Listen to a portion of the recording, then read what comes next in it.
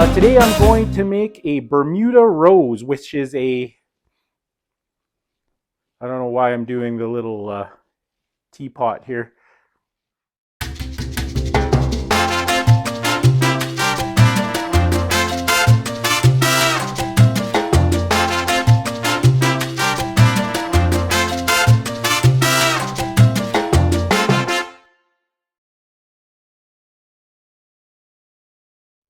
Aloha! Welcome to Chappy's Tiki Bar. I'm Chappy. With me as always is Mookie. Today we're going to make a Bermuda Rose, which is a martini drink. It brings me back to my cruise ship days. The Bermuda run was my favorite run. I worked on a cruise ship with Norwegian Cruise Line called the Dream Word. We did the New York City Bermuda run. It was by far my favorite run. We spent every Saturday in New York. And then we'd head off to Hamilton, Bermuda, and St. George, Bermuda. And at the time I was working in the gift shop, so we were closed when we were in international waters. So we had 3 nights off a week in Bermuda. And then every Saturday we'd have the day off in New York City. It was just fantastic. I'd always go out in New York City and have a great time. And we did 26 of those cruises. So 26 Saturdays in New York and 26 weeks of 3 days off in Bermuda. I have to say those were the best days of my life. Bermuda is just so beautiful. But without any further ado, I'm going to make a Bermuda Rose Martini. All right, I got my trusty cocktail shaker here. A little bit of ice. And we're going to do 1 ounce of gin. I have some Tanqueray. You sniffed me out like Tanqueray, Mookie. What? Nobody told me I had a dog strapped to my chest. What's going on here?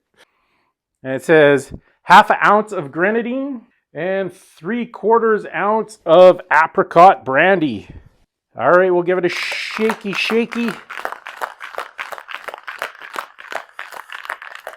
And because it's a martini, I happen to have a martini glass.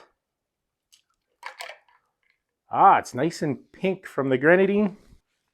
And that is a Bermuda Rose Martini. Coming up, we got Appies with Chappy by the lake. I'm going to make a Tiki Torch. But first up, I'm going to do Best Tropical Destination Stories. This week, of course, we're going to go back to my cruise ship days. So this is another port where we had overnights. Those overnights were dangerous. It was in Barcelona, Spain. And I was out with my fiance at the time. We happened to get a little bit inebriated, actually a lot inebriated. And this is a good traveling tip. Don't get visibly drunk when you're in a strange city as a tourist. It'll never end well, and that's exactly what we did. So we were visibly drunk, and we're actually only 3 or 4 blocks away from the ship, but my fiance was in, let's just say, not a very good state to be walking 3 or 4 blocks. So I went and found a taxi stand for us. This was just right in front of the casino. So there had a very organized taxi stand there. So we're just standing in line waiting for a taxi. And this little skinny little tiny Spanish guy came up, and I think he was just sort of like a pickpocket in training. I guess he was pretty good, but not that good, because I felt this smack on my ass. Now, to his credit, he got my wallet out with one swoop, but he smacked my ass. I'm like, what's going on? And then I spun around. I felt my wallet was gone, and I'm by no means a tough guy whatsoever, but I just went sort of lunged at him with my hand, trying to just grab at him to get my wallet, and I happened to just hit him in the windpipe, and I just held on to his windpipe, and I said, "Can I please have my wallet back?" And this little Spanish guy, he actually had my wallet in his hand. He's going, "What?" And I go, "Just give me my wallet back." And I sort of tightened my grip a little bit. And he gave me my wallet back. Actually, I was pretty happy with how that turned out, because I looked like a tough guy in front of my fiance. Unfortunately, The next day she didn't recall a thing because she was so drunk. So it was kind of my one tough guy move, and no one was there to witness it other than the pickpocket from Barcelona. All right, so that's my best tropical destination story from Barcelona, Spain.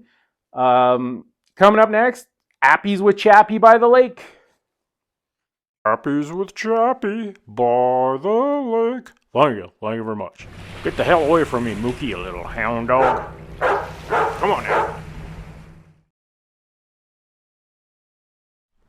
Welcome to another edition of Appies with Chappy by the lake. Today I have some baby back ribs.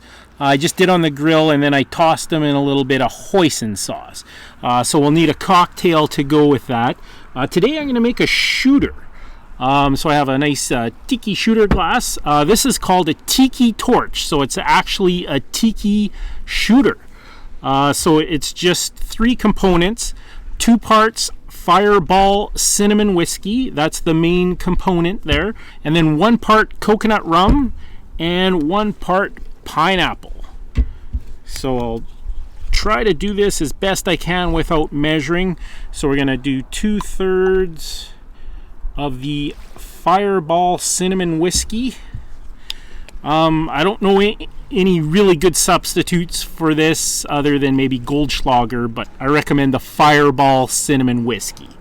All right, so that's 2 parts Fireball, 1 part coconut rum, and 1 part pineapple. And then just because it's a tiki shooter, I got a little garnish, so I got a little tiny pineapple and a mint leaf. And that is a Tiki Torch to go with my Hoisin baby back ribs. Thanks for joining me on Appies with Chappy by the lake.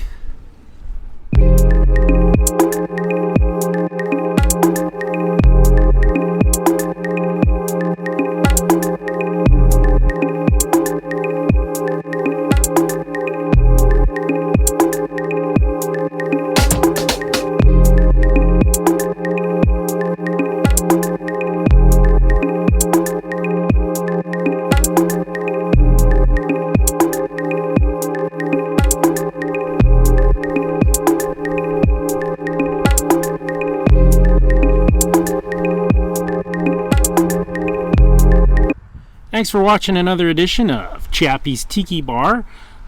Make sure you hit the subscribe button and give me a like. This is Chappy saying, life is hard, that's just the way it goes. But sometimes it goes the other way. See you next time on Chappy's Tiki Bar.